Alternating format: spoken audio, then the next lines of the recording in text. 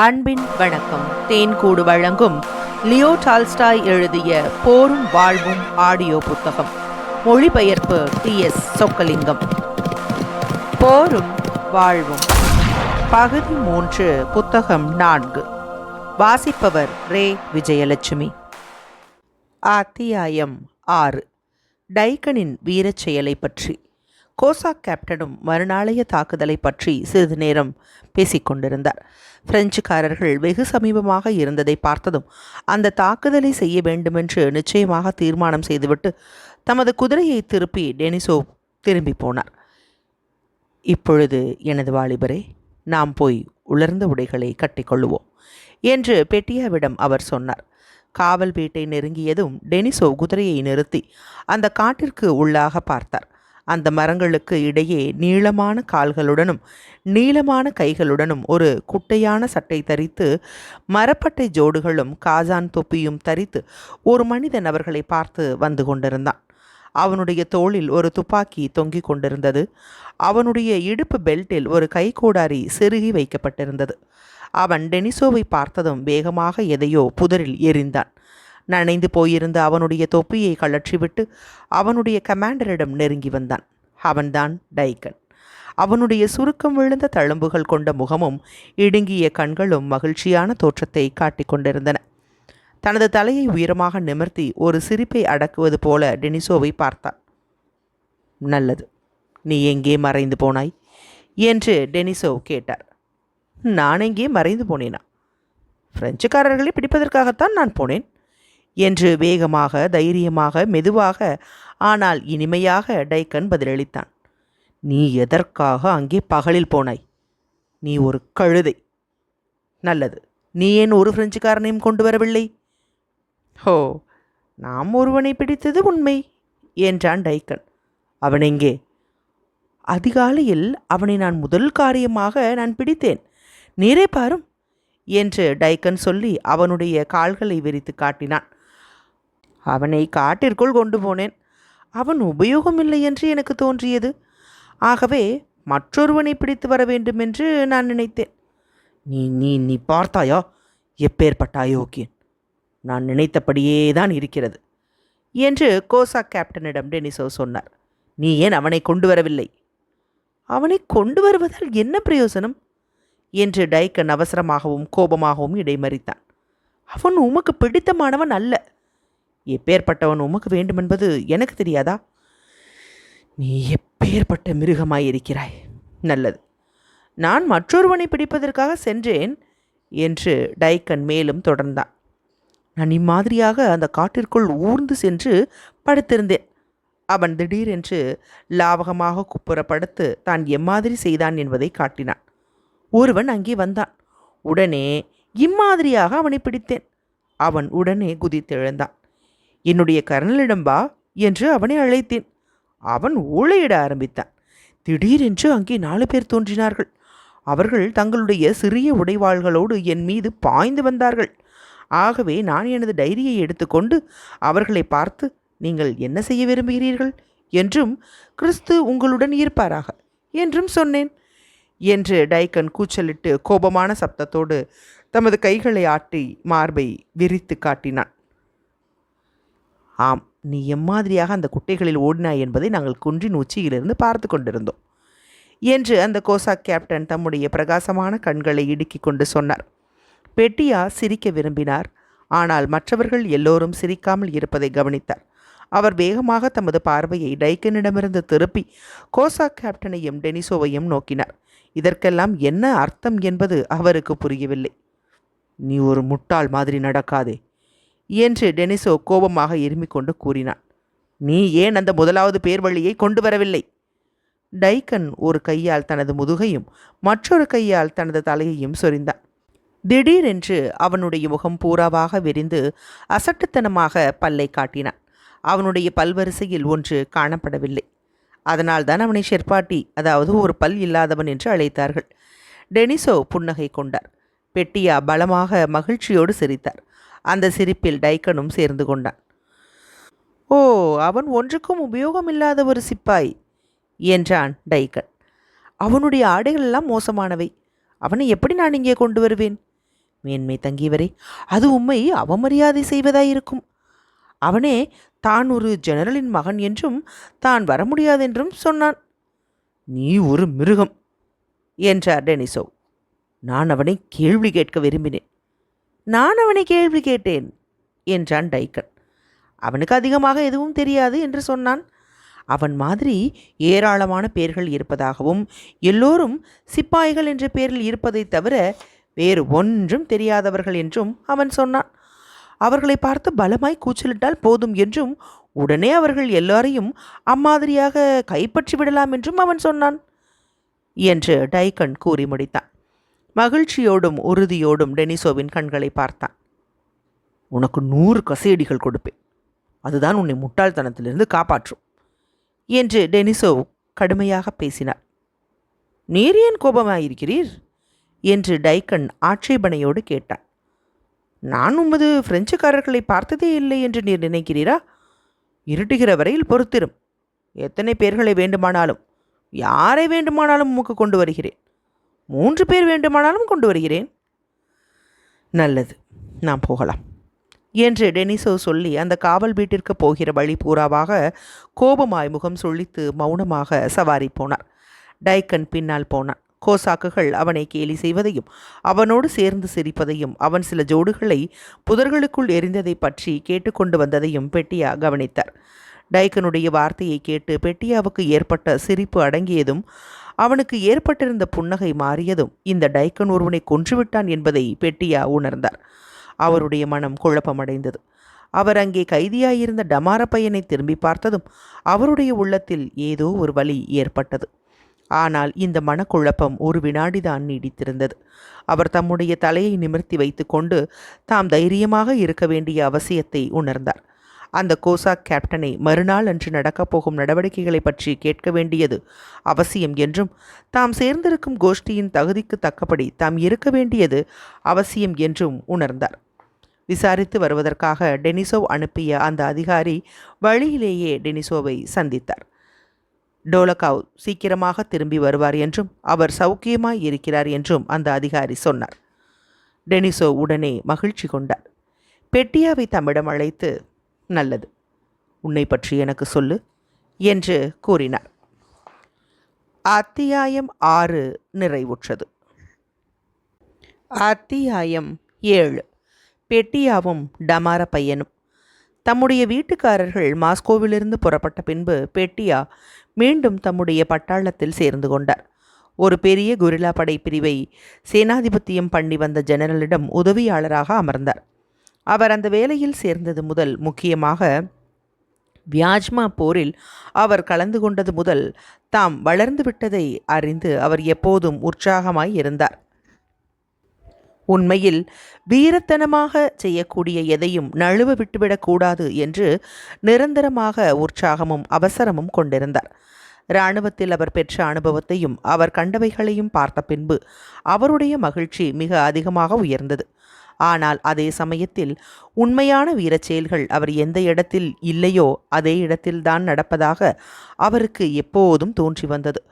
ஆகவே தாம் இல்லாத இடம் என்று ஒன்று இருக்கக்கூடாது என்பதற்காக எப்போதும் அவசரப்பட்டு கொண்டே இருந்தார். அக்டோபர் 21ஆம் தேதி அன்று டெனிசோவின் படைப்பிரிவுக்கு ஒருவரை அனுப்ப வேண்டும் என்று அவருடைய ஜெனரல் சொன்னார். தம்மை அனுப்பும்படி பெட்டியா பரிதாபமாய் கெஞ்சி கேட்டபடியால் அவருடைய ஜெனரலால் அதை மறுக்க முடியவில்லை. அவரை அனுப்பும்போது வியாஜ்மா போரில் பெட்டியா எவ்வளவு பைத்தியக்காரத்தனமாய் நடந்தார் என்பதை அவருக்கு ஞாபகமூட்டினார். ரஸ்தா வழியாக அவர் போக வேண்டிய இடத்திற்கு போக வேண்டும் என்றும் அவர் சொன்னார். ஆனால் அவரோ பிரெஞ்சு துருப்புகள் குண்டுமழை பொழிந்து கொண்டிருந்த முன்னணிக்கு குதிரை மீது சென்றார். அந்த இடத்தில் தம்முடைய கைத்துப்பாக்கியை அவர் 2 தடவை உபயோகித்தார். ஆகவே டெனிசோ என்ன செய்தாலும் அவருடைய போராட்டத்தில் பெட்டியா கலந்து கொள்ளக்கூடாது என்று அந்த ஜெனரல் இப்பொழுது தெளிவாக சொல்லி அனுப்பினார். அதனால்தான் அவர் அங்கே தங்கலாமா என்று டெனிசோ அவரை கேட்டதும் பெட்டியா குழப்பமடைந்து நாணி முகம் சிவந்தார். அந்த காட்டிற்கு வெளியே போவதற்கு முன்பாக அவர் தமக்கு கொடுத்திருக்கும் உத்தரவுகளை கண்டிப்பாக பின்பற்றி உடனே திரும்ப வேண்டும் என்று நினைத்தார். ஆனால் பிரெஞ்சுக்காரர்களையும் டைக்கனையும் அவர் பார்த்ததும் அன்று இரவு எப்படியாவது ஒரு தாக்குதல் இருக்கும் என்பதை அவர் அறிந்ததும் ஒரு தீர்மானத்திற்கு வந்தார். அதாவது, வாலிபர்கள் எப்படி வேகமாக தங்களுடைய அபிப்பிராயங்களை மாற்றிக்கொள்வார்களோ அதே போல அவரும் மாற்றிக்கொண்டார். அவருடைய ஜெனரலை மிகுதியாக இதுவரை மதித்திருந்தார். அந்த ஜெனரல் இப்போது உபயோகமற்ற ஜெர்மானியர் என்றும், டெனிசோவும் கோசாக் கேப்டனும் டைக்கனும் தான் உண்மையான வீரர்கள் என்றும் அவர் நினைத்தார். ஆகவே அந்த மாதிரி கஷ்டமான சந்தர்ப்பத்தில் அவர்களை விட்டு போவது ஒரு வெட்கக்கேடான காரியமாயிருக்கும் என்று அவருக்கு தோன்றியது. டெனிசோவும் பெட்டியாவும் கோசாக் கேப்டனும் காவல் வீட்டிற்கு வரும்போது அந்தி நேரம் வந்துவிட்டது. அந்தி மயங்கும் அந்த வெளிச்சத்தில் சேணமிடப்பட்ட குதிரைகளை பார்க்க முடிந்தது. கோசாக்குகளும் குதிரைப்படை வீரர்களும் அந்த இடைவெளியில் அவர்கள் அமைத்த விடுதிகளில் அமர்ந்து அங்கிருந்த காட்டினுடைய பள்ளத்தாக்கில் நெருப்பு மூட்டங்கள் போட்டு கொண்டிருந்ததை கண்டார்கள். அந்த நெருப்பிலிருந்து வரும் புகையை பிரெஞ்சுக்காரர்களால் பார்க்க முடியாது. அந்த காவல் வீட்டின் ஆளோடியில் ஒரு கோசாக் தன்னுடைய கைச்சட்டையை மடக்கிவிட்டு கொண்டு மாமிசத்தை வெட்டி கொண்டிருந்தான். டெனிசோவின் கூட்டத்தில் இருந்த 3 அதிகாரிகள் அந்த அறையில் ஒரு வாசல் கதவை மேஜைக்காக கொண்டு வந்தார்கள். பெட்டியா தம்முடைய நனைந்து போன உடைகளை கழற்றி அவற்றை காய வைக்கும்படி கொடுத்துவிட்டு அந்த டின்னர் மேஜை அமைப்பதில் அங்கிருந்த அதிகாரிகளுக்கு உதவி செய்ய ஆரம்பித்தார். 10 நிமிஷங்களில் அந்த மேஜை தயாராயிற்று. அதன் மீது ஒரு துணியை விரித்தார்கள். அந்த மேஜை மீது வாட்கா மதுவும், ரம் ஒரு புட்டியும், வெள்ளை ரொட்டியும், வறுக்கப்பட்ட இறைச்சியும் உப்பும் இருந்தன.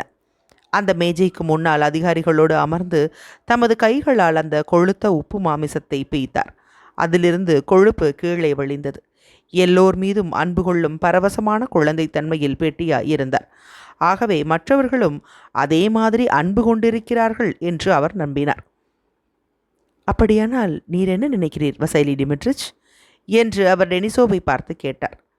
நான் உம்முடன் ஒரு நாள் இங்கே தங்கலாமா என்று அவர் கேட்டுவிட்டு அவருடைய பதிலுக்கு எதிர்பாராமல் தம்முடைய கேள்விக்கு தாமே பதில் சொல்லி கொண்டார். கண்டுபிடிக்கும்படி என்னிடம் சொல்லியதை நீர் அறிவீர். நல்லது, நான் கண்டுபிடித்து கொண்டிருக்கிறேன். என்னை அதற்கு போகும்படி அனுமதி கொடும். முக்கியமான அந்த காரியத்தை செய்யும்படி அனுமதி கொடும். எனக்கு பரிசு எதுவும் வேண்டியதில்லை. ஆனால் எனக்கு தேவையானதெல்லாம். பெட்டியா தம்முடைய பற்களை கடித்து கொண்டு சுற்றிலும் பார்த்து தலையை பின்னால் சாய்த்து கைகளை ஆட்டினார். முக்கியமான அந்த விஷயத்தில் உன்னை விட வேண்டும் என்று டெனிசோ ஒரு புன்முறுவலோடு அவர் சொல்லியதை திருப்பிச் சொன்னார். தயவு செய்து எதையாவது நான் நடத்தி செல்லும்படி எனக்கு அனுமதி கொடும். அதனால் உண்மையிலேயே நான் நடத்தி செல்வதா இருக்கட்டும். உமக்கு அதை பற்றி என்ன? ஓ, உமக்கு ஒரு கத்தி வேண்டுமா என்று பக்கத்தில் இருந்த ஒரு அதிகாரி அந்த மாமிசத்தை துண்டு போட விரும்பியதை கண்டு கேட்டார். அவர் தம்முடைய மடக்கு கத்தியை அவரிடம் கொடுத்தார். அந்த அதிகாரி அந்த கத்தியை புகழ்ந்தார். தயவு செய்து அதை நீரை வைத்துக் கொள்ளும். அம்மாதிரி என்னிடம் இன்னும் பல இருக்கின்றன என்று பெட்டியா நாணி முகம் சிவந்து சொன்னார். கடவுளே, நான் மறந்துவிட்டேன் என்று திடீரென்று கூச்சலிட்டார். என்னிடம் சில திராட்சை பழங்கள் இருக்கின்றன, விதையில்லாத திராட்சை பழங்கள். எங்களிடம் புதிதாக ஒரு வியாபாரி வந்திருக்கிறான். அவனிடம் அம்மாதிரியான அபூர்வமான சாமான்கள் எல்லாம் இருக்கின்றன. நான் அதில் 10 பவுண்ட் வாங்கினேன். அம்மாதிரி இனிப்பான சாமான்களை சாப்பிடுவது எனக்கு வழக்கம். நீர் கொஞ்சம் சாப்பிடுகிறீரா என்று பெட்டியா சொல்லிவிட்டு அந்த ஆளோடியில் ஓடி அவருடைய கோசாக்கிடம் சென்று சில பைகளை கொண்டு வந்தார். அவற்றில் சுமார் 5 பவுண்ட் திராட்சை பழங்கள் இருந்தன. கொஞ்சம் சாப்பிடுங்கள் கனவான்களே, கொஞ்சம் சாப்பிடுங்கள். உமக்கு ஒரு காஃபி ஜாடி வேண்டுமல்லவா என்று அவர் கோசாக் கேப்டனை கேட்டார். மிகுந்த நல்ல சரக்காக என்னுடைய வியாபாரியிடம் வந்தது. நான் விலைக்கு வாங்கினேன். அவனிடம் அம்மாதிரி அபூர்வமான சாமான்கள் எல்லாம் இருக்கின்றன. அவன் ரொம்ப நாணயமானவன். அதுதான் அவனிடத்தில் முக்கியமான விஷயம். நான் உமக்கு நிச்சயமாக அனுப்புகிறேன். ஒருவேளை உமக்கு சக்கிமுக்கி கற்கள் வேண்டியிருக்கலாம். உம்முடைய கற்கள் கெட்டு போய்விட்டன. சில வேளைகளில் அம்மாதிரி ஏற்படுவதுண்டு. என்னிடம் சில இருக்கின்றன. 100 கற்கள் இதோ இருக்கின்றன. அவர் ஒரு பையை காட்டினார். நான் மிக மலிவாக வாங்கினேன். உமக்கு வேண்டியதை எடுத்துக்கொள்ளலாம். பூராவாக வேண்டுமானாலும் எடுத்துக்கொள்ளலாம். பின்னால் திடீரென்று தாம் அதிகமாக பேசிவிட்டதாக மனம் குழம்பி பெட்டியா நாணி முகம் சிவந்து பேசுவதை நிறுத்தினார். தாம் அறிவீனமாக ஏதாவது செய்துவிட்டாரா என்பதை யோசித்து பார்த்தார். அன்று நடந்த காரியங்களை எல்லாம் அவர் நினைவு கூர்ந்தபோது அந்த பிரெஞ்சு டமார பையனின் ஞாபகம் அவருக்கு வந்தது. நாம் இங்கே இருக்கிற நாம் மிகுந்த சௌக்கியமாய் இருக்கிறோம். ஆனால் அவனை பற்றி என்ன? அவனை அவர்கள் எங்கே வைத்திருக்கிறார்கள்? அவனுக்கு சாப்பாடு போட்டார்களா? அவனுடைய மனது புண்படும்படி அவர்கள் செய்தார்களா? என்று அவர் நினைத்தார். ஆனால் அவர் சக்கிமுக்கி கல்லை பற்றி அதிகமாக பேசிவிட்டதால் மேலே பேசுவதற்கு பீதி கொண்டார். நான் ஒருவேளை கேட்கலாம், ஆனால் அவர்களுக்கு அவன் ஒரு பையன்தானே, அதனால் அந்த பையன் மீது இரக்கம் கொள்ளுகிறான் என்று ஒருவேளை சொல்லலாம். நாளைய தினம் நான் ஒரு பையனா என்பதை அவர்களுக்கு நான் காட்டுவேன். அப்படி நான் கேட்டால் அது விசித்திரமாயிருக்குமா? நல்லது, பாதகமில்லை என்று பெட்டியா நினைத்து உடனே நாணி முகம் சிவந்து ஆவலோடு அந்த அதிகாரிகளை பார்த்தார். அவர்கள் கேலி செய்யும் தோரணையில் இருக்கிறார்களா என்பதை அறிந்து கொள்ள நோக்கிவிட்டு பேசினார். கைதியாக பிடிக்கப்பட்டிருக்கும் அந்த பையனை உள்ளே அழைத்து அவனுக்கு உண்பதற்கு ஏதாவது கொடுக்கலாமா? ஒருவேளை. ஆமாம், பாவம், ஒரு சின்ன பையன் என்று டெனிசோவ் சொன்னார். இம்மாதிரி பெட்டியா பேசியதில் வெட்கப்படக்கூடியது எதுவும் இல்லாதது போல அவர் காணப்பட்டார். அவனை உள்ளே அழையுங்கள். அவனுடைய பெயர் வின்சென்ட் பாஸ். அவனை கொண்டு வாருங்கள். நானே அவனை அழைக்கிறேன். ஆமாம் ஆமாம், அவனை அழைத்து வார். பாவம், சின்ன பையன் என்று டெனிசோவ் மீண்டும் சொன்னார். டெனிசோவ் இதை சொல்லும்போது பெட்டியா வாசலில் நின்று கொண்டிருந்தார். அவர் அந்த அதிகாரிகளை கடந்து டெனிசோவிடம் நெருங்கிச் சென்றார். அவர் சொன்னார், எனது அருமையான பழைய நண்பரே, நான் உம்மை முத்தமிட்டுக் கொள்கிறேன். ஓ, எவ்வளவு சிறந்தவர், எவ்வளவு சிலாக்கியமானவர். டெனிசோவை முத்தமிட்டுவிட்டு அந்த குடிசையிலிருந்து பெட்டியா வெளியே ஓடினார். பாஸ், வின்சென்ட் என்று வெளிக்கதவுக்கு பக்கத்தில் நின்று கொண்டு பெட்டியா கூச்சலிட்டார். உமக்கு யார் வேண்டுமையா என்று ஒரு குரல் இருட்டில் கேட்டது. தமக்கு அன்று கைதியான அந்த பிரெஞ்சு சிறுவன் வேண்டுமென்று பெட்டியா பதில் சொன்னார். ஓ, வெசனியா என்று ஒரு கோசாக் கேட்டான். அந்த பையன் பெயர் வின்சென்ட். அதை அந்த கோசாக்குகள் வெசனி என்று இதற்குள்ளாக மாற்றிவிட்டார்கள். வெசனியிலிருந்து வெசனியா என்று விவசாயிகளும் சிப்பாய்களும் அந்த பெயரை மாற்றினார்கள். இந்த இரண்டு மாறுதல்களிலும் துளிர்காலத்தை குறிப்பிடும் வெஸ்னா என்ற வார்த்தை இருப்பதானது அந்த வாலிபனுடைய தோற்றத்திற்கு பொருத்தமாய் இருந்தது. அவன் அங்கே அந்த கணப்பு மூட்டத்தில் குளிர் காய்ந்து கொண்டிருக்கிறான்.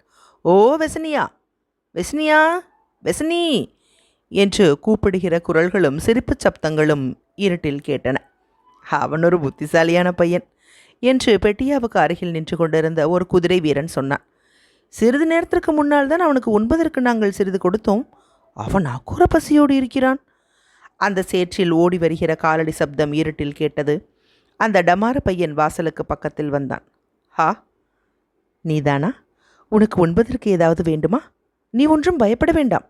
உன்னை அவர்கள் ஒன்றும் வருத்த மாட்டார்கள் என்று பெட்டியா சங்கோஜத்தோடு கூறி அன்புடன் அந்த பையனின் கரத்தை தொட்டார். உள்ளே வா, உள்ளே வா. வந்தனமையா என்றான் அந்த டமார பையன் ஒரு நடுங்கும் குரலில் குழந்தைத்தனமான துணியில் பேசினான். அவன் தன்னுடைய அழுக்கடைந்த பாதத்தை வாசலில் தேய்த்து கொண்டிருந்தான். அந்த டமார பையனிடம் அநேக விஷயங்களை சொல்ல வேண்டுமென்று பெட்டியா விரும்பினார். ஆனால் அம்மாதிரி சொல்வதற்கு அவருக்கு துணிவு ஏற்படவில்லை. அந்த ஆளோடியில் சஞ்சல மனதோடு அவனுக்கு பக்கத்தில் பெட்டியா நின்று கொண்டிருந்தார். அந்த இருட்டில் அந்த பையனின் கையை பற்றி அழுத்தினார். உள்ளே வா, உள்ளே வா என்று அவர் மெதுவான குரலில் சொன்னார். ஓ, அவனுக்கு நான் என்ன செய்ய முடியும் என்று அவர் நினைத்தார். கதவை திறந்த அந்த பையனை முதலாவதாக உள்ளே போகும்படி விட்டார். அந்த பையன் குடிசைக்குள் நுழைந்ததும் பெட்டியா அவனிடமிருந்து சிறிது தூரத்தில் அமர்ந்தார். அவனிடம் சிரத்தை காட்டுவது தம்முடைய மதிப்புக்கு குறைவானது என்று கருதினார். ஆனால் அவருடைய ஜேபியில் இருந்த பணத்தை விரல்களினால் தடவி கொண்டிருந்தார். அந்த பணத்தில் அந்த டமார பையனுக்கு கொஞ்சம் கொடுத்தால் அது கோமாளித்தனமாயிருக்குமோ என்று அவர் நினைத்தார். அத்தியாயம் 7 நிறைவுற்றது. அத்தியாயம் 8. டோலகாவின் விஜயம். டோலகாவின் விஜயத்தினால் அந்த டமார பையனிடம் பெட்டியாவுக்கு இருந்த கவனம் திரும்பியது. அந்த டமார பையனுக்கு சிறிது இறைச்சியையும் வோட்கா மதுவையும் டெனிசோவ் கொடுத்தார். அவனுக்கு ஒரு ருஷ்ய கோட்டையும் அவர் கொடுத்தார். தம்முடைய கோஷ்டியிலேயே அவனை வைத்திருக்க வேண்டும் என்றும் மற்ற கைதிகளோடு அவனை அனுப்பக்கூடாது என்றும் அவர் நினைத்தார். டோலக்காவுடைய அசாதாரணமான வீரத்தை பற்றியும் அவர் பிரெஞ்சுக்காரர்களுக்கு செய்த கொடூரத்தை பற்றியும் இராணுவத்தில் பல கதைகள் சொல்லப்படுவதை பெட்டியா கேட்டிருக்கிறார். ஆகவே அந்த குடிசையில் அவர் நுழைந்தது முதல் பெட்டியா அவர் மீது வைத்த கண்களை எடுக்கவில்லை. தம்முடைய மனதை பலப்படுத்தி கொண்டு தம்முடைய தலையை நிமிர்த்தி வைத்து கொண்டிருந்தார். அந்த கூட்டத்திற்கு தகுதியுள்ள விதமாக தாம் இருக்க வேண்டும் என்பதற்காக அப்படி அவர் செய்தார். டோலக்காவின் தோற்றம் எளிமையாய் இருந்ததானது பெட்டியாவுக்கு மலைப்பை கொடுத்தது. டெனிசோ ஒரு கோசாக் கோட்டை அணிந்து தாடி வளர்த்திருந்தார். அதிசயங்கள் செய்யும் நிக்கலஸின் உருவப்பதக்கத்தை தமது மார்பில் மாட்டியிருந்தார். அவருடைய பேசும் முறையும் அவர் ஒவ்வொன்றையும் செய்யும் முறையும் அவருடைய அசாதாரணமான நிலைமையை காட்டிக்கொண்டிருந்தன. ஆனால் மாஸ்கோவில் பாரசீக உடையில் இருந்த டோலக்காவ் இப்போது காப்பாளர் படையின் அதிகாரிக்குள்ள உடையில் காணப்பட்டார். அவர் நன்றாய் சவரம் செய்து ஒரு காப்பாளரின் கோட்டை அணிந்து அதில் செயின்ட் ஜார்ஜ் பதக்கத்தை பொத்தானில் மாட்டியிருந்தார். ஒரு தொப்பியை நேராக தமது தலையில் வைத்திருந்தார். அவர் உள்ளே வந்ததும் தம்முடைய நனைந்து போன மேல் சட்டையை எடுத்து அந்த அறையின் ஒரு மூலையில் வைத்தார். யாருக்கும் வந்தனம் சொல்லாமல் நேராக டெனிசோவிடம் சென்று அப்போதுள்ள வேலையை பற்றி விசாரிக்க ஆரம்பித்தார். டெனிசோ அவரிடம் போக்குவரத்து வண்டிகளை தாக்க வேண்டியதை பற்றிய திட்டங்களை சொன்னார். பெட்டியா கொண்டு வந்த செய்தியை பற்றியும் சொன்னார். அந்த 2 ஜெனரல்களுக்கும் தாம் அனுப்பிய பதில்களையும் சொன்னார். அதன் பின்னால் பிரெஞ்சு படைப்பிரிவுகளை பற்றி தமக்கு தெரிந்த விவரங்களை எல்லாம் அவரிடம் சொன்னார். அப்படியானால் விஷயம் அப்படி இருக்கிறது. ஆனால் அந்த துருப்புகளின் பெயர்களும் அவர்களுடைய எண்ணிக்கையும் நமக்கு தெரிய வேண்டும் என்று டோலக்காவ் சொன்னார். நாம் அங்கு போக வேண்டியது அவசியமாயிருக்கும். அவர்கள் அங்கே எவ்வளவு பேர்கள் இருக்கிறார்கள் என்பது நிச்சயமாக தெரியாமல் நாம் காரியத்தை ஆரம்பித்து விட முடியாது. துல்லியமாக காரியங்களை நடத்தவே நான் விரும்புகிறேன். இங்கே இருக்கிற கணவான்களில் யாராவது ஒருவர் என்னுடன் பிரெஞ்சு முகாமிற்கு வர பிரியப்படுகிறாரா? நான் தனியாக ஒரு யூனிஃபார்ம் வைத்திருக்கிறேன். நான் நான் நான் உம்முடன் வருவேன் என்று பெட்டியா கூச்சலிட்டார். நீர் போவதற்கு எந்த விதமான அவசியமும் இல்லை என்று டெனிசோ டோலக்காவை பார்த்து சொன்னார். அவரை பொறுத்தவரையில் எந்த காரணத்தை கொண்டும் அவரை போக விடமாட்டேன். எனக்கு போவதற்கு பிரியமாயிருக்கிறது. நான் ஏன் போகக்கூடாது என்று பெட்டியா கேட்டார். ஏனென்றால் அது உபயோகமற்றது. நல்லது, நீர் என்னை மன்னிக்க வேண்டும். ஏனென்றால் நான் போவேன். நீர் என்னை அழைத்து கொண்டு போக வேண்டும். அப்படி செய்ய மாட்டீரா என்று அவர் டோலக்காவை திரும்ப கேட்டார். ஏன் கூடாது என்று டோலக்காவ் பாராமுகமாக பதிலளித்துவிட்டு அந்த பிரெஞ்சு டமார பையனை உன்னிப்பாக கவனித்தார். இந்த சிறுவன் உம்மிடம் வெகு காலமாக இருக்கிறானா என்று டெனிசோவை பார்த்து கேட்டார். அவனை இன்றுதான் பிடித்தோம். அவனுக்கு ஒன்றும் தெரியவில்லை. அவனை என்னுடன் வைத்திருக்கிறேன். ஆமாம், மற்றவர்களை நீர் எங்கே வைத்திருக்கிறீர் என்று டோலக்காவ் கேட்டார். எங்கேயா? அவர்களை நான் அனுப்பிவிட்டேன். அதற்காக ஒரு ரசீது பெற்றுக்கொண்டேன் என்று டெனிசோ திடீரென்று முகம் சிவந்து கூச்சலிட்டார். நான் ஒரு மனிதனை கூட கொல்லவில்லை என்பதை தைரியமாக சொல்ல முடியும். 30 பேரையோ அல்லது 300 பேரையோ காவல் வீரர்களோடு நகரத்திற்கு அனுப்புவது உமக்கு கஷ்டமாகவா இருக்கும்? ஒரு சிப்பாயின் கௌரவத்தை மாசுபடுத்துவதற்கு பதிலாக நான் வெளிப்படையாக பேசுகிறேன். அப்படி செய்வது கஷ்டமல்ல. அம்மாதிரி இதமாக பேசுவது இந்த 16 வயது உள்ள கோமகனுக்கு பொருத்தமாயிருக்கலாம் என்று டோலக்கோவ் ஒரு கனிவற்ற கேலியோடு கூறினார். ஆனால் உம்மை பொறுத்தவரையில் நீர் அதை கைவிட்டு விட வேண்டிய காலம் வந்துவிட்டது. என்ன? நான் எதையும் சொல்லவில்லையே. நான் உம்மோடு கட்டாயம் வரப்போகிறேன் என்று தானே சொல்லுகிறேன் என்று பெட்டியா நாணத்தோடு கூறினார். உம்மை பொறுத்தவரையிலும் என்னை பொறுத்தவரையிலும் இந்த விதமான பேச்சுக்களை நாம் விட்டுவிடலாம் என்று டோலக்கோவ் மேலும் தொடர்ந்தார். டெனிசோவுக்கு எரிச்சல் கொடுக்கக்கூடிய இந்த விஷயத்தை பற்றி பேசுவதில் அவர் முக்கியமாக மகிழ்ச்சியடைந்தார். நீர் ஏன் இந்த பையனை இங்கே நிறுத்தி வைத்திருக்கிறீர் என்று தமது தலையை ஆட்டிக்கொண்டு கேட்டார். ஏனென்றால் அவனை பிடித்ததற்காக நீர் வருந்துகிறீர். உம்முடைய ரசீதிகள் என்ன என்பது எங்களுக்கு தெரியாதா? நீர் 100 கைதிகளை அனுப்புகிறீர். ஆனால் 30 பேர்கள் மட்டும்தான் அந்த இடத்திற்கு போய் சேருகிறார்கள். மீதமுள்ளவர்கள் இன்று பட்டினியால் வாடவோ அல்லது கொல்லப்படவோ போகிறார்கள். ஆகவே எல்லோரையும் அனுப்பாமல் இருப்பது நல்லதல்லவா? அந்த கோசாக் கேப்டன் தம்முடைய கண்களை இடுக்கிக் கொண்டு அவர் கூறுவதை அங்கீகரிப்பதைப் போல தலையை ஆட்டினார். விஷயம் அதுவல்ல. நான் அந்த விஷயத்தை பற்றி விவாதம் செய்யப் போவதில்லை. என்னுடைய மனசாட்சிக்கு பாரமாக நான் அதை எடுத்துக்கொள்ள விரும்பவில்லை. அவர்கள் மாண்டு போவார்கள் என்று நீர் சொல்லுகிறீர், ரொம்ப சரி. ஆனால் என்னுடைய செய்கையினால் அவர்கள் மாளவில்லை. டோலகாவ் சிரிக்க ஆரம்பித்தார். 20 தடவையாவது என்னை கைது செய்ய வேண்டாம் என்று அவர்களுக்கு யார் சொன்னார்கள்? ஆனால் அவர்கள் என்னை பிடித்தார்களானால் ஒரு மரத்தில் கட்டி தூக்கு போடுவார்கள். வீரக்கரணை பொருந்திய உமையும் அம்மாதிரியே செய்வார்கள். அவர் சிறிது நிறுத்தினார். எப்படி இருந்தாலும் நாம் வேலையில் இறங்க வேண்டும். அந்த கோசாக்கிடம் சொல்லி என்னுடைய பையனை கொண்டு வரச் சொல்லும். அதற்குள்ளாக 2 பிரெஞ்சு யூனிஃபாரங்கள் உள்ளன. நல்லது. நீர் என்னுடன் வருகிறீரா? என்று பெட்டியாவை பார்த்து அவர் கேட்டார். நானா? ஆமாம் ஆமாம், நிச்சயமாக என்று பெட்டியா கூறி கண்ணீர் நிறைந்து நிற்க நாணி முகம் சிவந்து டெனிசோவை நோக்கினார். கைதிகளை என்ன செய்ய வேண்டும் என்பதை பற்றி டெனிசோவுடன் டோலகாவ் விவாதம் செய்து கொண்டிருந்த போது பெட்டியா மீண்டும் மனக்குழப்பம் அடைந்தார். அவர்கள் என்ன பேசிக் கொண்டிருக்கிறார்கள் என்பதை அவரால் பூரணமாக அறிந்து கொள்ள முடியவில்லை. வயது வந்தவர்கள், பிரபலமானவர்கள் ஒரு காரியத்தை செய்ய வேண்டும் என்று நினைத்தால் அவசியமானதாகவும் சரியானதாகவும் இருக்கும் என்று பெட்டியா நினைத்தார். எல்லாவற்றிற்கும் மேலாக நான் அவருக்கு கீழ்ப்படிவேன் என்றும் எனக்கு அவர் உத்தரவிடலாம் என்றும் டெனிசோ நினைக்கக்கூடாது. நான் நிச்சயமாக டோலகோவோடு பிரெஞ்சு முகாமுக்கு போவேன். அவரால் போக முடியுமானால் என்னாலும் போக முடியும். டெனிசோ எவ்வளவுதான் இறங்கி கேட்டுக்கொண்டாலும் பெட்டியா கவனிக்கவில்லை. தமக்கு ஒவ்வொன்றையும் சரியாய் செய்ய தெரியும் என்றும் தம்முடைய உயிருக்கு ஆபத்து வருவதை பற்றி தாம் எப்போதும் கவலைப்பட்டது இல்லை என்றும் அவர் சொன்னார். எதிரிகள் எவ்வளவு பேர் இருக்கிறார்கள் என்பது நமக்கு நிச்சயமாக தெரியாவிட்டால் நூற்றுக்கணக்கான உயிர்கள் அதை பொறுத்து தான் இருக்கிறது.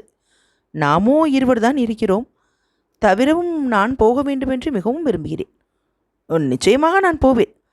ஆகவே என்னை தடுக்க வேண்டாம்.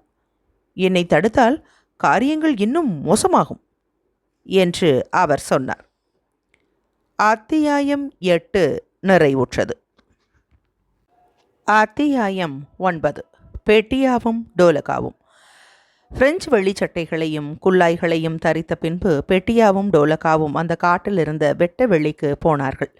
அந்த இடத்திலிருந்துதான் டெனிசோ பிரெஞ்சு முகாமை வேவு பார்த்தார். நல்ல இருட்டில் அந்த காட்டிலிருந்து வெளிப்பட்டு கீழே உள்ள பள்ளத்திற்கு அவர்கள் இறங்கினார்கள். அந்த பள்ளத்திற்கு அடியில் போனதும் அவருடன் வந்து கொண்டிருந்த கோசாக்குகளை அங்கேயே தங்கியிருக்குமாறு சொல்லிவிட்டு அந்த பாதை வழியாக பாலத்திற்கு வேகமாக சவாரி போனார். பெட்டியா மிகுந்த பரபரப்போடு அவருக்கு பக்கத்தில் சவாரி போய்க் கொண்டிருந்தார். நம்மை அவர்கள் பிடித்தாலும் என்னை உயிரோடு அவர்களால் கைப்பற்ற முடியாது. ஏனெனில் என்னிடம் ஒரு சிறு கைத்துப்பாக்கி இருக்கிறது என்று பெட்டியா மெதுவான குரலில் சொன்னார். ருஷ்ய பாஷையில் நீர் பேச வேண்டாம் என்று வேகமாக மெதுவான குரலில் டோலகாவ் சொன்னார். அந்த இருட்டில் அவர்களை ஒரு பாராக்காரன் யாரங்கே போவது என்று அறை கூவினான். அவன் துப்பாக்கியை எடுக்கும் சப்தமும் கேட்டது. பெட்டியாவின் முகத்தில் இரத்தம் ஏறியது. அவர் தம்முடைய கைத்துப்பாக்கியை பற்றினார். நாங்கள் 6வது பட்டாளத்தை சேர்ந்தவர்கள் என்று டோலகாவ் பிரெஞ்சு பாஷையில் பதில் சொன்னார். அவருடைய குதிரையை விரட்டவோ அல்லது மெதுவாக போகும்படி செய்யவோ இல்லை. அந்த பாலத்தில் கருப்பாக ஒரு காவல்காரன் நின்று கொண்டிருக்கிற உருவம் தோன்றியது. அடையாள பெயர் என்ன என்று அவன் பிரெஞ்சு பாஷையில் கேட்டான். டோலகாவ் தமது குதிரையின் கடிவாளத்தை பிடித்து இழுத்து மெதுவாக நிறுத்தினார். கர்னல் கெராட் இங்கே இருக்கிறாரா என்று அவர் பிரெஞ்சு பாஷையில் கேட்டார். அடையாள பெயர் என்ன என்று மீண்டும் அந்த காவல்காரன் கேட்டுவிட்டு பதில் சொல்லாமல் வழியை மறித்தான். ஒரு அதிகாரி சுற்றி வரும்போது காவல் வீரர்கள் அடையாள மொழியை கேட்பதில்லை. கர்னல் இங்கே இருக்கிறாரா என்று நான் உன்னை கேட்கிறேன் என்று டோலகாவ் வேகமாகவும் கோபமாகவும் சொல்லி தமது குதிரையை அந்த காவல்காரனை நோக்கிவிட்டார். அந்த காவல்காரனின் பதிலுக்காக காத்து கொண்டிருக்காமல் டோலகாவ் நேராக அந்த சரிவில் தமது குதிரையை விட்டார். காவல்காரன் பக்கத்தில் விலகி கொண்டான். ரஸ்தாவை கடந்து வருகிற ஒருவனின் உருவத்தை பார்த்ததும் டோலகாவ் அவனை நிறுத்தி, கமாண்டரும் அதிகாரிகளும் எங்கே இருக்கிறார்கள் என்று கேட்டார். அந்த மனிதன் ஒரு சிப்பாய். அவனுடைய முதுகில் ஒரு மூட்டையை தொங்கவிட்டிருந்தான். அவன் டோலகாவின் குதிரைக்கு பக்கமாக வந்து அதை தன் கையால் தொட்டான். சிநேகபாவமான முறையில் அந்த கமாண்டரும் அதிகாரிகளும் குன்றின் மேலே பண்ணையின் முற்றத்திற்கு வலது பக்கத்தில் அந்த மிராசுதாரின் வீட்டில் இருக்கிறார்கள் என்று கூறினான். அந்த ரஸ்தா வழியாக மேலே போனார்கள். இரு பக்கங்களிலும் பிரெஞ்சுக்காரர்கள் கணப்பு மூட்டங்களை சுற்றி உட்கார்ந்து சம்பாஷித்துக் கொண்டிருப்பதை கேட்டார்கள். டோலக்காவ் அந்த மிராசுதாரருடைய வீட்டின் முற்றத்திற்குள் போனார். உள்ளே போனதும் குதிரையை விட்டு கீழே இறங்கி அங்கிருந்த பெரிய கணப்பு மூட்டத்தை நோக்கி போனார். அதை சுற்றி பலர் கூடி அமர்ந்து சப்தமிட்டு பேசிக்கொண்டிருந்தார்கள். ஒரு சிறிய சட்டியில் அந்த தீயின் ஒரு பக்கத்தில் ஏதோ கொதித்து கொண்டிருந்தது. ஒரு உயர்வான தொப்பியை வைத்துக்கொண்டு நீல நிற வெளிச்சட்டையை அணிந்திருக்க ஒரு சிப்பாயின் முகம் அந்த வெளிச்சத்தில் பிரகாசமாய் தெரிந்தது. அவன் சட்டைக்கு பக்கத்தில் முழங்காலில் அமர்ந்து அதனுள் இருப்பதை ஒரு துப்பாக்கி சலாகையால் கிளறி கொண்டிருந்தான். "ஓ, அவன் மிகுந்த கடினமான பேர்வழி" என்று அந்த நெருப்புக்கு பக்கத்தில் மற்றொரு பக்கத்தில் மறைவில் அமர்ந்திருந்த அதிகாரிகளில் ஒருவர் கூறினார். "மேலே புறப்பட்டு போகும்படி அவர்களை அவர் செய்துவிடுவார்" என்று மற்றொருவர் சொல்லி சிரித்தார். டோலக்காவுடையவும் பெட்டியாவுடையவும் காலடிகளை கேட்டு தங்கள் குதிரைகளை அந்த கணப்பு மூட்டத்தை நோக்கி நடத்தி வந்து கொண்டிருப்பதை பார்த்ததும் அங்கே பேசிக்கொண்டிருந்த இருவரும் மௌனமானார்கள். "வணக்கம் கணவான்களே" என்று தெளிவாகவும் உறக்கவும் டோலக்காவ் கூறினார். அந்த நெருப்பிற்கு அப்புறமாக இருளில் உட்கார்ந்திருந்த அதிகாரிகளிடம் ஒரு பரபரப்பு ஏற்பட்டது. உயரமான கழுத்தை உடைய ஒரு அதிகாரி அந்த நெருப்பை சுற்றி டோலக்காவிடம் வந்தார். "கிளிமெண்ட், நீர்தானா?" என்று அவர் கேட்டார். "எங்கே?" ஆனால் தம்முடைய தவறை உணர்ந்து கொண்டதும் அவர் பேச்சை நிறுத்தினார். முகத்தை சுழித்து ஒரு அந்நியரைப் போல டோலக்காவுக்கு வணக்கம் கூறினார். என்ன வேண்டுமென்று கேட்டார். தாமும் தம்முடைய தோழரும் தங்களுடைய பட்டாளத்தோடு சேர்ந்து கொள்வதற்கு முயற்சி செய்வதாகவும் 6வது பட்டாளம் எங்கே இருக்கிறது என்பதை அவர்களில் யாராவது அறிவார்களா என்றும் டோலக்காவ் கேட்டார். ஆனால் அங்கிருந்தவர்கள் யாருக்கும் எதுவும் தெரியாது. அந்த அதிகாரிகள் டோலக்காவையும் தம்மையும் சந்தேகத்தோடும் விரோதத்தோடும் பார்ப்பதாக பெட்டியா நினைத்தார். சில வினாடிகள் எல்லோரும் மௌனமாக இருந்தார்கள். "மாலை சூப் கிடைக்கும் என்று நீர் நினைப்பீரானால் நீர் தாமதமாக வந்துவிட்டீர்" என்று அந்த நெருப்பிற்கு பின்னால் இருந்து சிரிப்பை அடக்கி கொண்டு ஒரு குரல் கூறியது. தங்களுக்கு பசி இல்லை என்றும் அந்த இரவிலேயே இன்னும் மேலே போக விரும்புவதாகவும் டோலக்காவ் சொன்னார். அவர் தம்மிடம் உள்ள குதிரைகளை அந்த பாத்திரத்தை கலக்கி கொண்டிருந்த சிப்பாயியிடம் ஒப்புவித்துவிட்டு அந்த நெருப்பிற்கு பக்கத்தில் நீண்ட கழுத்துள்ள அதிகாரிக்கு அருகாமையில் சம்மணம் போட்டு அமர்ந்தார். அந்த அதிகாரி டோலக்காவிடமிருந்து தமது பார்வையை எடுக்கவில்லை. அவர் மீண்டும் டோலக்காவ் எந்த பட்டாளத்தைச் சேர்ந்தவர் என்று கேட்டார். அவர் கேட்டதை தாம் காதில் வாங்கி கொள்ளாதது போல டோலக்காவ் பதில் சொல்லாமல் இருந்தார். ஆனால் ஒரு சிறிய பிரெஞ்சு சுங்கானை தமது ஜேபியிலிருந்து எடுத்து பற்ற வைத்து கொண்டு இன்னும் எவ்வளவு தூரம் போனால் கோசாக்கினுடைய தொந்தரவில்லாமல் இருக்கும் என்று அந்த அதிகாரிகளை கேட்க ஆரம்பித்தார். அந்த திருடர்கள் எல்லா இடங்களிலும் இருக்கிறார்கள் என்று நெருப்பிற்கு பின்னால் இருந்த இன்னொரு அதிகாரி கூறினார்.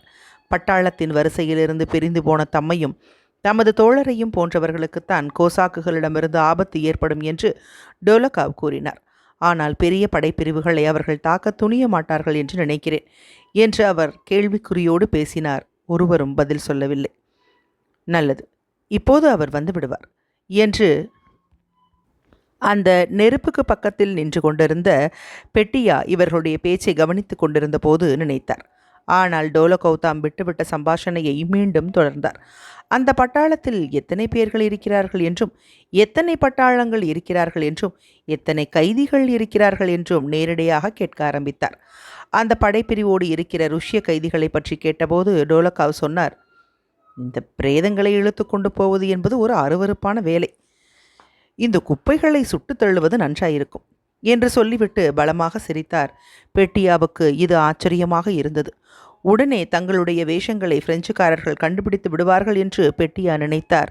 தம்மை அறியாமலேயே அந்த கனவு மூட்டத்திலிருந்து ஒரு அடி பின்வாங்கினார். டோலக்காவின் சிரிப்பிற்கு ஒருவரும் பதில் சொல்லவில்லை. அங்கே ஒரு வெளிக்கோட்டை போர்த்தி கொண்டு படுத்திருந்த பிரெஞ்சு அதிகாரியை அவர்கள் பார்க்கவில்லை. அவர் எழுந்து தம்முடைய தோழரிடம் எதையோ மெதுவான குரலில் சொன்னார். டோலக்காவ் எழுந்து தம்முடைய குதிரைகளை ஒப்புவித்த சிப்பாயை அழைத்தார்.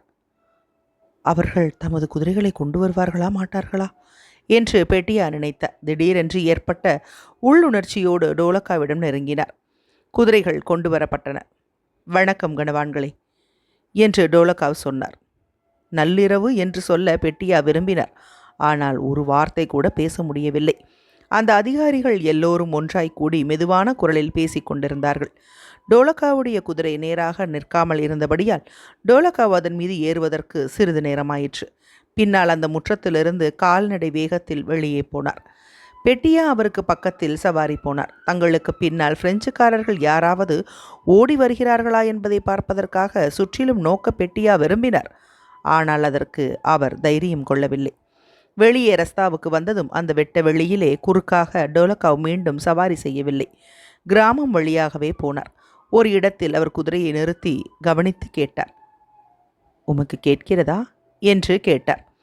ருஷ்ய குரல்கள் கேட்பதை பெட்டியா அறிந்தார். அங்கிருந்த கணப்பு மூட்டங்களை சுற்றி ருஷ்ய கைதிகள் உட்கார்ந்து கொண்டிருந்த உருவங்கள் தோன்றின. பாலத்திற்கு அவர்கள் இறங்கியதும் பெட்டியாவும் டோலக்காவும் அந்த காவல்காரர்களை கடந்து சென்றார்கள். அவன் ஒரு வார்த்தை கூட பேசாமல் வியாகுலத்தோடு மேலும் கீழும் நடந்து கொண்டிருந்தான். பின்னால் அவர்கள் அங்கிருந்த பள்ளத்தாக்கில் இறங்கினார்கள். அங்கேதான் கோசாக்குகள் அவர்களுக்காக காத்து கொண்டிருந்தார்கள். நல்லது, வந்தனம். நாளை அதிகாலையில் முதல் குண்டு பிரயோகிக்க வேண்டுமென்று டெனிசோவிடம் சொல்லுங்கள் என்று டோலக்காவ் சொல்லி அங்கிருந்து புறப்பட்டு போக திரும்பினார். ஆனால் பெட்டியா அவரை பிடித்து கொண்டார். உண்மையாகவா? நீர் எப்பேற்பட்ட வீரர்! எவ்வளவு சிலாக்கியமானது, எவ்வளவு சிறந்தது! நான் உன் மீது எவ்வளவு பிரியம் கொண்டிருக்கிறேன் தெரியுமா என்று அவர் கூச்சலிட்டார். ரொம்ப சரி, ரொம்ப சரி என்று டோலக்காவ் சொன்னார். ஆனால் பெட்டியா அவரை போக விடவில்லை. அந்த இருட்டில் பெட்டியா தம்மிடம் நெருங்கி வந்து தம்மை முத்தமிட விரும்புகிறார் என்பதை டோலக்காவ் பார்த்தார். டோலக்காவ் அவரை முத்தமிட்டார். சிரித்து கொண்டு தமது குதிரையை திருப்பி அந்த இருட்டில் மறைந்து போனார். அத்தியாயம் 9 நிறைவுற்றது. அத்தியாயம் 10. பெட்டியாவின் கனவுகள். காவல்காரன் வீட்டிற்கு திரும்பிய பின்பு ஆளோடியில் டெனிசோவை பெட்டியா கண்டார். பெட்டியாவின் வரவை எதிர்பார்த்து டெனிசோவ் கவலையும் பரபரப்பும் கொண்டிருந்தார். பெட்டியாவை போகும்படி விட்டதற்காக தம்மையே வருத்தப்பட்டு கொண்டிருந்தார். கடவுளுக்கு நன்றி என்று அவர் கூச்சலிட்டார். ஆமாம், கடவுளுக்கு நன்றி என்று திரும்பவும் சொன்னார். பெட்டியாவின் பரபரப்பான விஷயங்களை கேட்டதும் அவர் அம்மாதிரி திருப்பிச் சொன்னார். ஆனால் உம்மை பிசாசு பிடிக்க உம்மால் நான் தூங்க முடியவில்லை. நல்லது, கடவுளுக்கு நன்றி. இப்போது படுத்துக்கொள்ளும். விடுவதற்குள் நாம் இன்னும் ஒரு தூக்கம் தூங்கலாம். ஆனால் இல்லை என்று பெட்டியா சொன்னார். எனக்கு தூங்குவதற்கு விருப்பமில்லை. அதை தவிர நான் தூங்கிவிட்டால் அவ்வளவுதான், விஷயம் அதோடு முடிந்துவிடும் என்பது எனக்கு தெரியும். தவிர ஒரு போருக்கு முன்பாக தூங்காமல் இருக்கும் பழக்கமும் எனக்கு உண்டு. அவர் அந்த குடிசையில் அமர்ந்து மகிழ்ச்சியோடு தாம் போய் வந்த விவரங்களையும் மறுநாள் என்ன நடக்கும் என்பதை பற்றியும் அவர் தெளிவாக சிந்தித்து கொண்டிருந்தார்.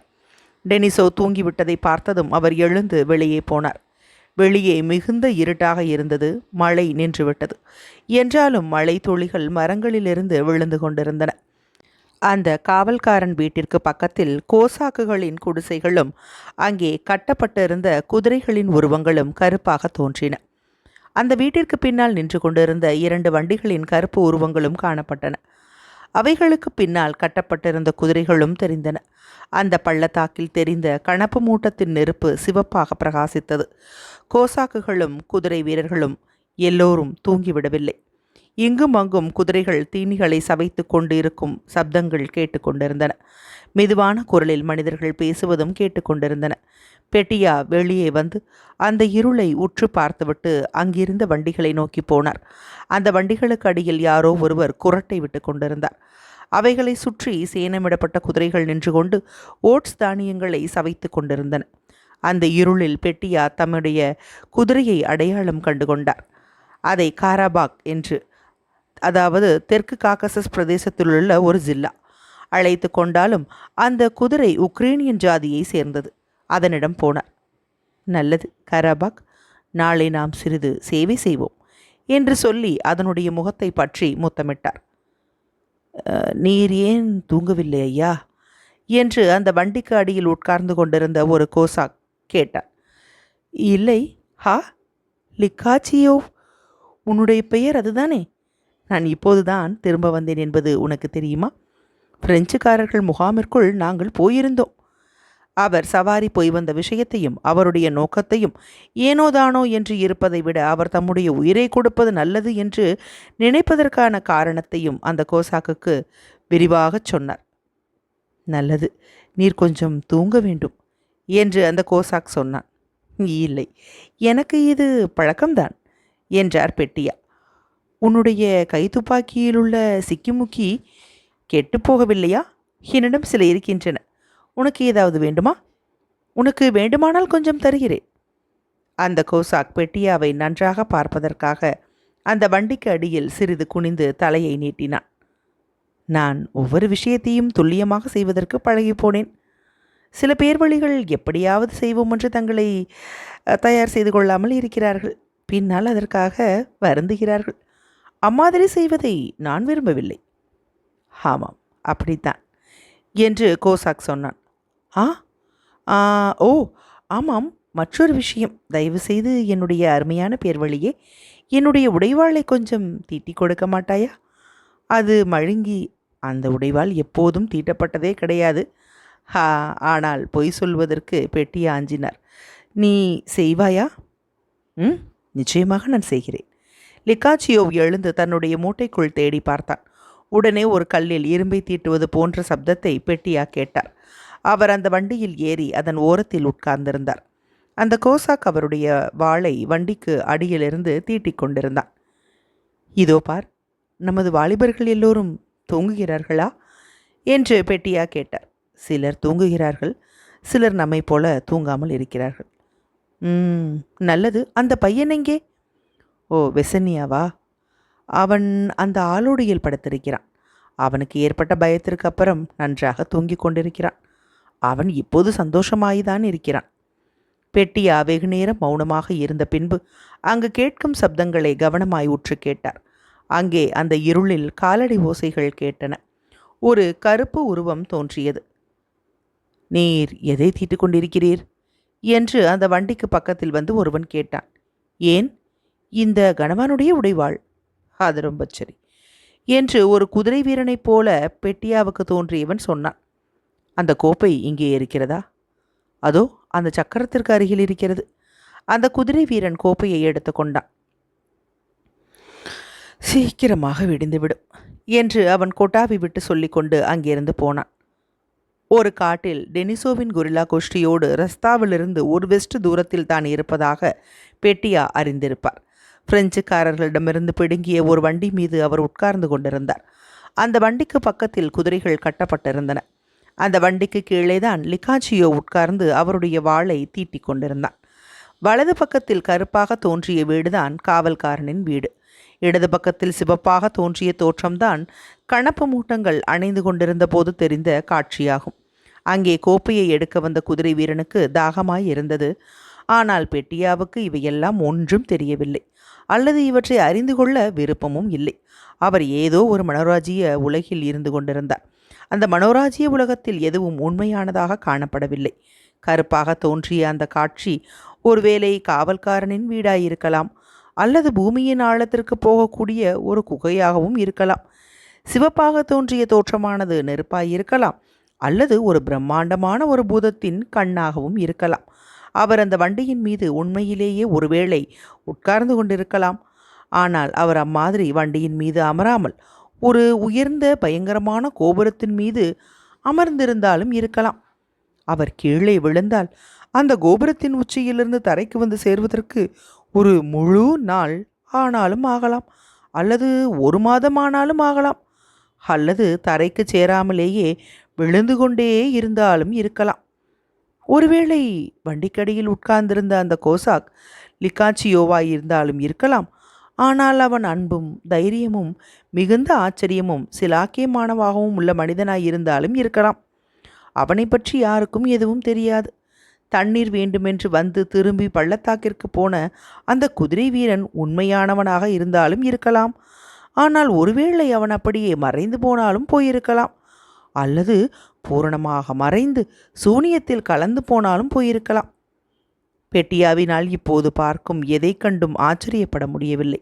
அவர் ஒரு கற்பனை உலகத்தில் இருந்தார். அங்கே எது வேண்டுமானாலும் சாத்தியமாக காணப்படும். அவர் மேலே வானத்தை பார்த்தார். அந்த வானம் பூமியைப் போல மனோராஜ்யத்தில் தோன்றியது. வானம் தெளிவாகி கொண்டு வந்தது. மரங்களின் உச்சிகளில் மேகங்கள் வேகமாக போய்க் கொண்டிருந்தன. நட்சத்திரங்களை வெளியே தெரியும்படி காட்டுவதற்காக அவை விலகுவதைப் போல தோன்றின. சில வேளைகளில் அவை கடந்து போய்விட்டதைப் போல காணப்படும். உடனே தெளிவான நீல வானம் வெளியே தோன்றும். சில வேளைகளில் கருப்பு வெளிகள் மேகங்களைப் போல தோன்றும். சில வேளைகளில் மேலும் மேலும் வானம் உயர்ந்து கொண்டே போவது போல காணப்படும். பின்னால் திடீரென்று கீழே தாழ்ந்து ஒருவர் தன்னுடைய கையினால் தொட்டுவிடக்கூடிய அளவுக்கு இறங்கிவிட்டதைப் போல தோன்றும். பெட்டியாவின் கண்கள் மூட ஆரம்பித்தன. அவர் முன்னும் பின்னும் சாய்ந்து ஆடிக்கொண்டிருந்தார். மரங்களிலிருந்து தண்ணீர் சொட்டி கொண்டிருந்தது. அமைதியாக பேசுவது கேட்டுக்கொண்டிருந்தது. குதிரைகள் கனைத்து கொண்டு ஒன்றை ஒன்று தள்ளி கொண்டிருந்தன. யாரோ ஒருவர் குரட்டை விட்டு கொண்டிருந்தார். ஓஜக் ஜக் ஓஜக் ஜக் என்று அந்த உடைவாளை சாணைக்கல்லில் தீட்டும் மொழிகள் கேட்டுக்கொண்டிருந்தன. உடனே எங்கோ ஒரு இனிமையான கோஷ்டி கானம் இனம் தெரியாத ஒரு துதிப்பாட்டை பாடுவது போல பெட்டியாவுக்கு தோன்றியது. நட்டாஷாவை போல பெட்டியாவும் சங்கீத பிரியமுள்ளவர். நிக்கலஸை விட அதிகமாக சங்கீத பிரியமுள்ளவர். ஆனால் அவர் சங்கீதத்தை முறையாக கற்றதில்லை. அதை பற்றி எப்பொழுதும் நினைத்ததும் இல்லை. ஆகவே திடீரென்று எதிர்பாராத விதமாக அந்த ராகம் அவருடைய மனதிற்கு தோன்றியதானது கவர்ச்சிகரமாகவும் புத்துயிர் உள்ளதாகவும் இருப்பது போல அவருக்கு காணப்பட்டது. அந்த சங்கீதம் வர வர தெளிவாக கேட்க ஆரம்பித்தது. அந்த ராகமானது ஒவ்வொரு வாத்தியத்திலும் புகுந்து வெளியே வந்தது. அப்பொழுது வாசித்து கொண்டிருந்தது பல்லவியைப் போல பெட்டியாவுக்கு தோன்றியது. என்றாலும் பல்லவி என்றால் என்ன என்பதே அவருக்கு தெரியாது. ஒவ்வொரு வாத்தியமும் தனித்தனியாக தன்னுடைய தொனியை அந்த கோஷ்டி கானத்தில் காட்டிக் கொண்டிருந்தது. வயலின் மாதிரி ஒன்றும் கொம்பு மாதிரி ஒன்றும் ஓசை கேட்டது. ஆனால் அந்த ஓசைகள் வயலினை விடவும் கொம்பை விடவும் சிலாக்கியமாகவும் தெளிவாகவும் இருந்தன. அந்த தனி வாத்தியங்கள் ஒவ்வொன்றும் தனது இசையை முடிப்பதற்கு முன்பாக மற்றொரு வாத்தியம் அதே இசையை எடுத்து அதோடு கலந்தது. இம்மாதிரியாக தனித்தனியாக ஒவ்வொரு வாத்தியமும் வாசித்து முடித்த பின்பு எல்லாம் ஒன்று சேர்ந்து வாசித்தன.